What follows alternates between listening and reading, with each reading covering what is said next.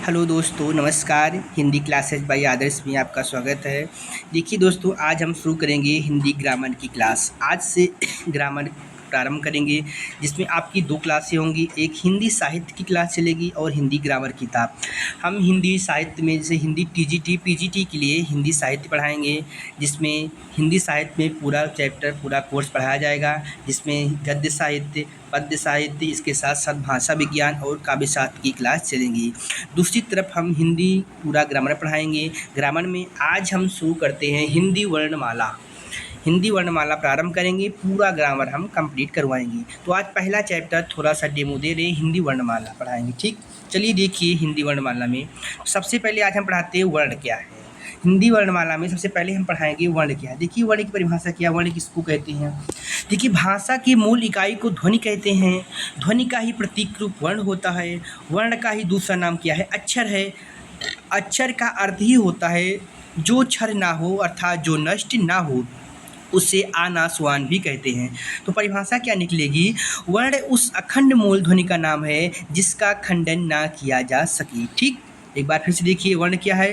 भाषा की मूल इकाई को ध्वनि कहते हैं। ध्वनि का ही प्रतीक रूप वर्ण होता है। वर्ण का ही दूसरा नाम अक्षर है। अक्षर शब्द का अर्थ ही होता है जो नष्ट ना हो, जो क्षर ना हो, अर्थात इसे क्या कहते हैं, अनासवान भी कहते हैं। तो परिभाषा निकलेगी, वर्ण उस अखंड मूल ध्वनि का नाम है जिसका खंडन ना किया जा सके। ठीक, अब देखिए हिंदी वर्णमाला के भेद पे आएंगे हम। देखिए हिंदी वर्णमाला में वर्णों की 2 भेद होते हैं, पहला स्वर वर्ण और दूसरा व्यंजन। हिंदी वर्णमाला में के वर्ण 2 प्रकार की होते हैं, पहला स्वर वर्ण और दूसरा व्यंजन। देखिए स्वर क्या होता है, जिन वर्णों का उच्चारण बिना अवरोध के होता है, अर्थात जिनके उच्चारण में किसी दूसरे वर्ण की सहायता नहीं ली जाती है, उसे स्वर वर्ण कहते हैं। एक बार फिर से देखिए, स्वर क्या है, जिन वर्णों का उच्चारण बिना अवरोध के होता है, अर्थात जिनके उच्चारण में किसी दूसरे वर्ण की सहायता नहीं ली जाती है, उसे स्वर वर्ण कहते हैं।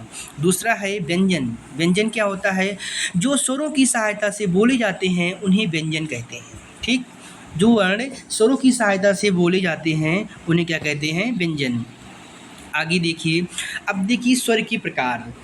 स्वर के प्रकार में क्या पढ़ाएंगे, सबसे पहले हम वर्णमाला पढ़ाए। वर्णमाला में क्या पढ़ाए, वर्ण पढ़ाए। वर्ण कितने प्रकार के होते हैं, 2 प्रकार के होते हैं, बताया, पहला स्वर वर्ण और दूसरा व्यंजन वर्ण। ठीक, अब देखिए स्वर के प्रकार। देखिए स्वर के 3 प्रकार होते हैं, पहला ह्रस्व या एकमात्रिक स्वर, दूसरा दीर्घ या द्विमात्रिक स्वर और तीसरा प्लुप्त स्वर। ठीक, देखिए ह्रस्व स्वर क्या होता है, परिभाषा क्या होगी इसकी, जिन वर्णों के उच्चारण में कम मात्रा का समय लगे या जिनके उच्चारण में एक मात्रा का समय लगे, उसे ह्रस्व या एकमात्रिक स्वर कहते हैं। एक बार परिभाषा फिर से देखिए, जिन वर्णों के उच्चारण में कम मात्रा का समय लगे या जिनके उच्चारण में एक मात्रा का समय लगे, उन्हें ह्रस्व या एकमात्रिक स्वर कहते हैं। ह्रस्व स्वर की संख्या कितनी होती है, 4। एग्जाम में यही पूछता है कि स्वर की संख्या कितनी है, ह्रस्व स्वर की संख्या कितनी है, दीर्घ स्वर की संख्या कितने होते हैं, प्लुप्त स्वर कितनी होती हैं। ठीक, तो हर स्वर की संख्या 4 होती है। कौन कौन, छोटा आ, छोटी, छोटा ऊ और री। दूसरा है दीर्घ या द्विमात्रिक स्वर। दीर्घ स्वर क्या होता है, जिन वर्णों के उच्चारण में दुगुना समय लगे या जिनके उच्चारण में 2 मात्रा का समय लगे, उन्हें दीर्घ या द्विमात्रिक स्वर कहते हैं। एक बार फिर देखिए परिभाषा, जिन वर्णों के उच्चारण में दुगुना समय लगे या जिनके उच्चारण में 2 मात्रा का समय लगे, उन्हें दीर्घ स्वर कहते हैं। दीर्घ स्वरों की संख्या कुल कितनी होती है, 7। लेकिन मुख्य रूप से मूल दीर्घ स्वर कितने हैं, 3 होते हैं, बड़ा आ, बड़ी ई और बड़ा ऊ। वैसे दीर्घ स्वर द्विमात्रिक स्वर 7 होते हैं, बड़ा आ, बड़ी ई, बड़ा ऊ, ए, ऐ, ओ और औ। ठीक, तीसरा स्वर क्या है, प्लुप्त स्वर। प्लुप्त क्या होता है, देखिए प्लुप्त का अर्थ होता है उछलता हुआ। इसका प्रयोग कहाँ किया जाता है, देखिए प्लुप्त का अर्थ होता है उछलता हुआ। इसका प्रयोग प्रायः रोने, गाने और चिल्लाने में किया जाता है। प्लुप्त परिभाषा क्या होगी, जिन वर्णों के उच्चारण में 3 मात्रा का समय लगे या जिन वर्णों के उच्चारण में तिगुना मात्रा का समय लगे, उन्हें प्लुप्त स्वर कहते हैं। इसका अर्थ होता है उछलता हुआ। प्लुप्त स्वर का प्रयोग कहाँ किया जाता है, प्रायः यहाँ रोने, गाने और चिल्लाने में इसका प्रयोग किया जाता है। जैसे ओम, ओम क्या है आपका, प्लुप्त स्वर है।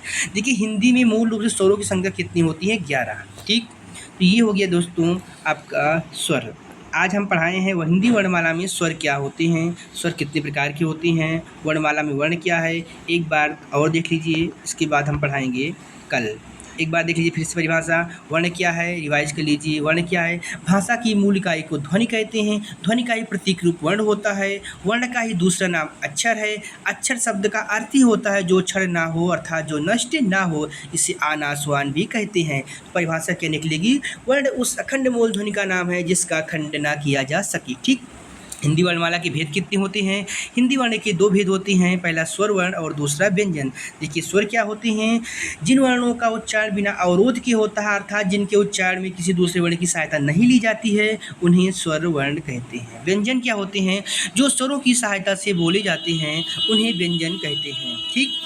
अब स्वर के प्रकार हम बताएं, 3 प्रकार के होते हैं, ह्रस्व स्वर, एक मात्रिक स्वर, दूसरा दीर्घ या द्विमात्रिक स्वर, तीसरा प्लुप्त स्वर। फिर से एक बार देख लीजिए, ह्रस्व स्वर क्या होते हैं, जिनके उच्चारण में कम मात्रा का समय या एक मात्रा का समय लगे, उन्हें ह्रस्व या एक मात्रिक स्वर कहते हैं। संख्या कितनी होती है, 4, छोटा आ, छोटी ई, छोटा उ और री।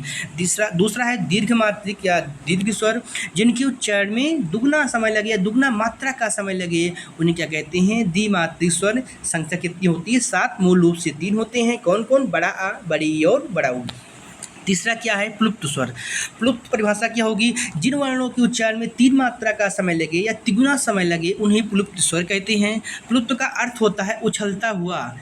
इसका प्रयोग कहाँ किया जाता है, प्रायः रोने, गाने और चिल्लाने में प्लुप्त स्वर का प्रयोग किया जाता है। जैसे ओम क्या है, प्लुप्त स्वर है।